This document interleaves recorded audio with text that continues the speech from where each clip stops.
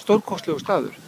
Byggingarnar og umgjörðin í kringum þetta allt saman, hvað var það skepnurnar, þetta er alveg til fyrirmyndar. Það er gaman að koma á svona stað þar sem að sé allir hlutir eru í 100% lagi, allt er hugsað allt hreint og vel til haft. Þetta er svolítið sérstakt að koma á svona stað og sjá að lifibrauðið eru hestarnir og hér er bara búið að eiga sér stað ræktun og það er verið að selja ræktunina og fólk lifir á þessu og gerir það bara gott. Það er alveg frábært að sjá líka.